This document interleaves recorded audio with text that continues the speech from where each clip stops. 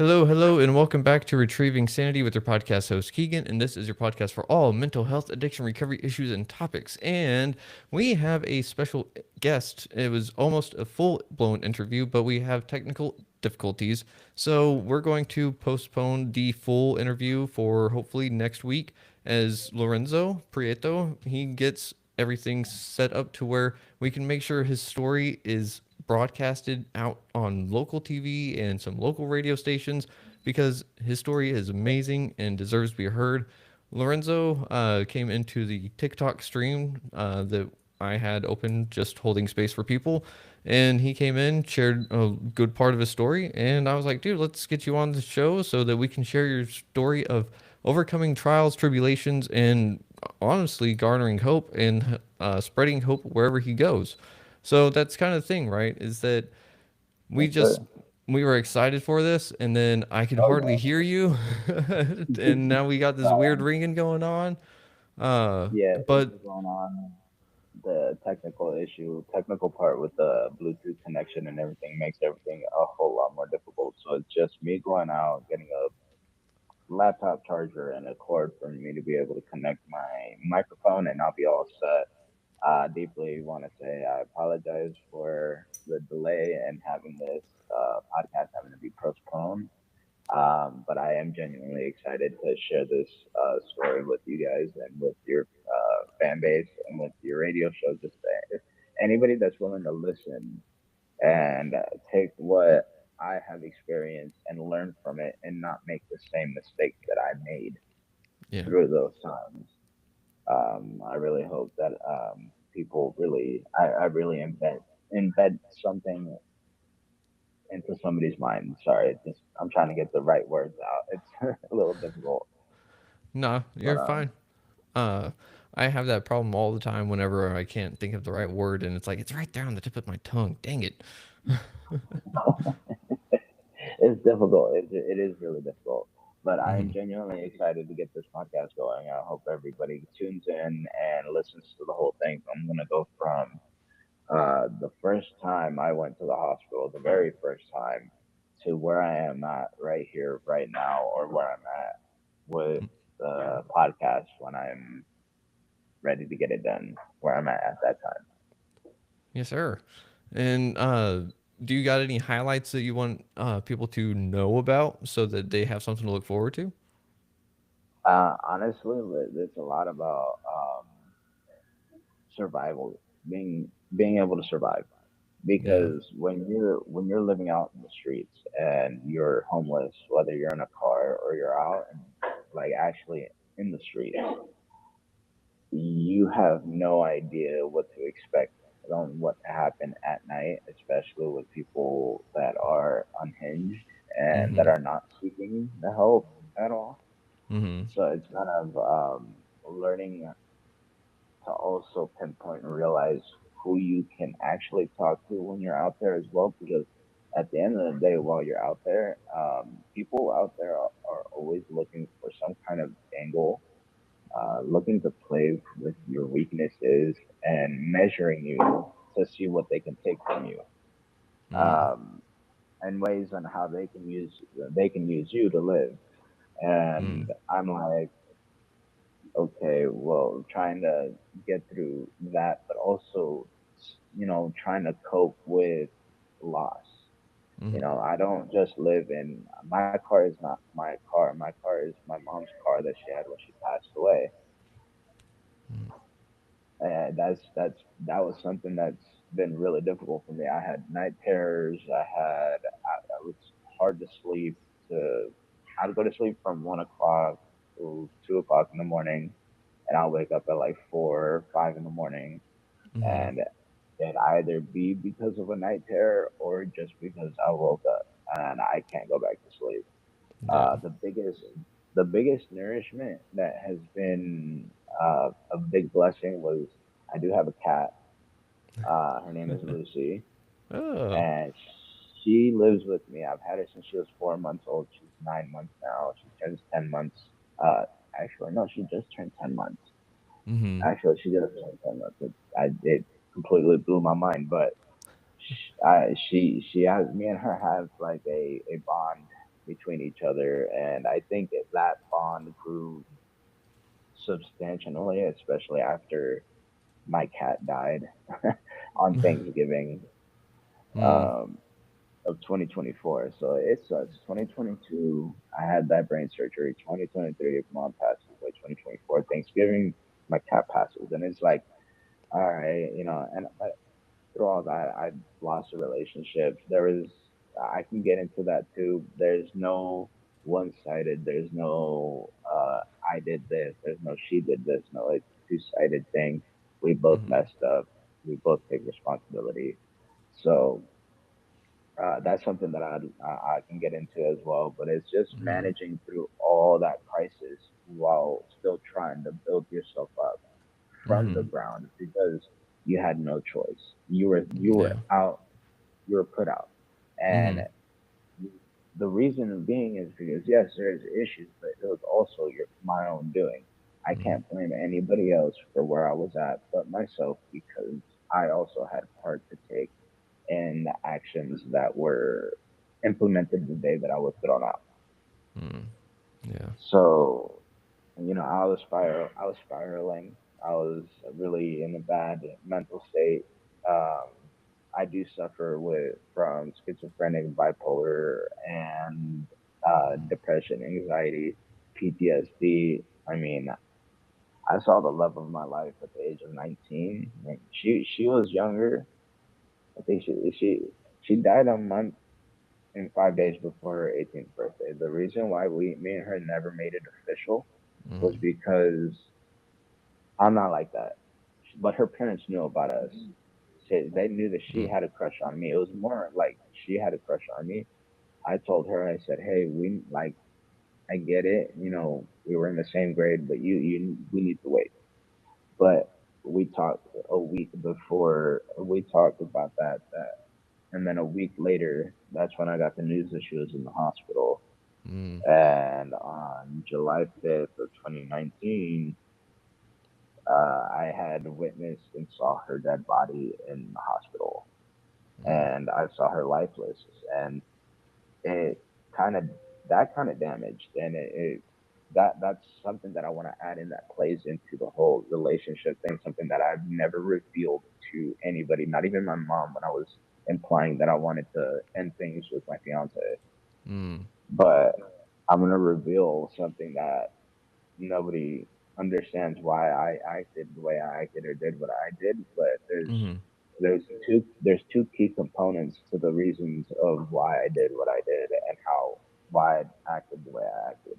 So Yeah. there's a, I'm hoping that with me being able to get on this podcast, I could actually not only just reach out to your viewers, but also in a sense have my family finally understand me because that's a problem that's been I've been having is my family doesn't really understand me. It's because I haven't been truly vocal with my um, emotions and my feelings and stuff like that.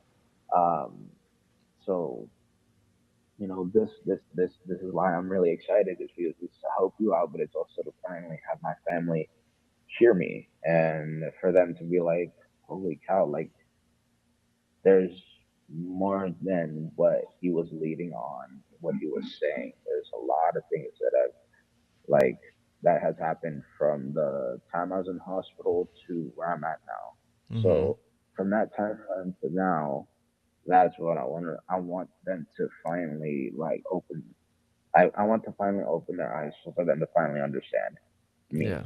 And I feel like I wasn't really able to do that because I'm very reactive. I over I'd explode because I have episodes. So Mm-hmm. it's been really difficult to get my word out, but to finally get it out in a comforting and calming setting, I think I'd be able to finally manage to pull through that.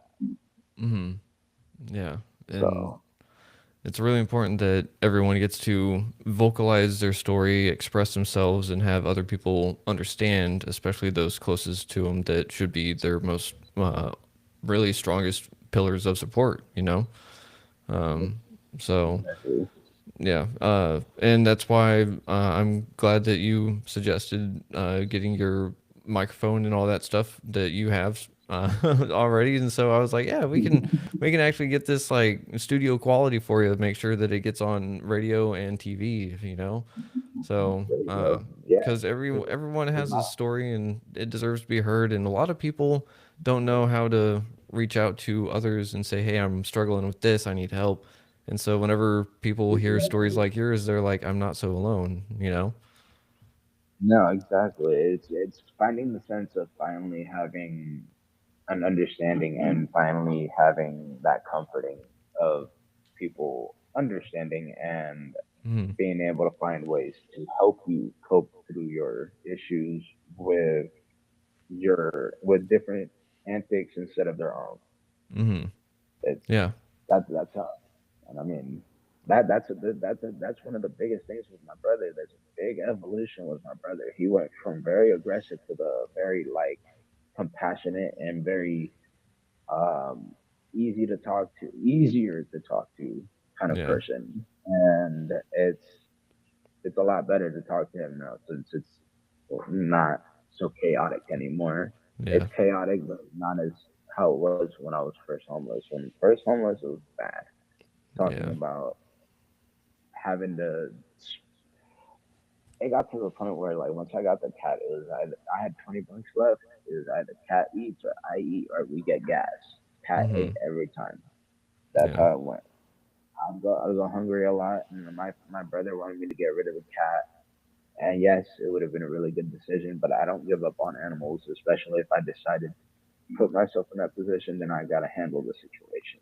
Yeah. That's how Yeah. I see it, and that's something I am doing, and I'm actually doing a way better job now. So like, she's alive. She's well. She's like, I did what I did. I did what I had to do. She's still rocking with me, even in the car. She's still hanging out with me. When I'm at work, she knows work, so she goes and hides and sleeps.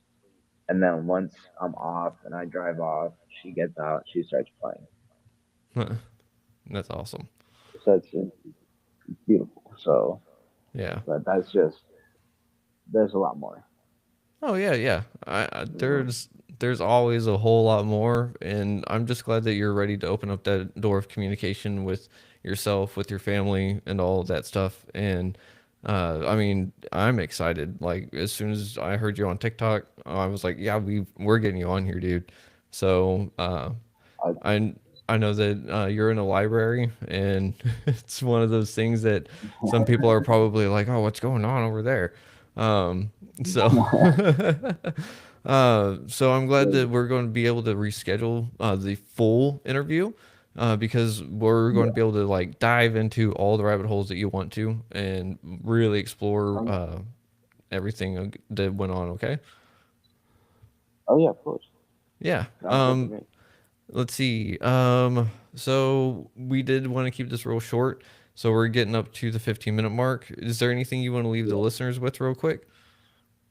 Um, keep a smile on your guys' face. You never know who's gonna need to see a smile. Because if you smile and somebody else sees it and they're having a bad day, that just makes their day a little brighter. Yeah.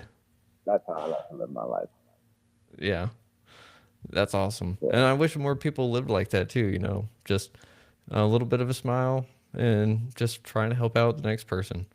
But yeah, that's a smile a day will keep your energy alive and it'll keep your spirit above. So it's like it's not hard. It's just a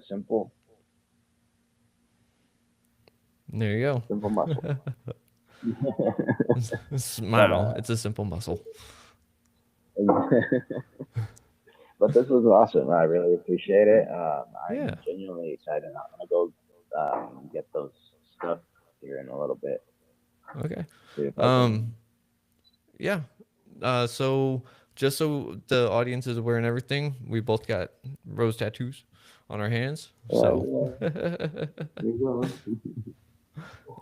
but we're Like, going to try to get this up next Sunday, I believe. Correct? Let me double yeah. check everything, make sure that we're good to go.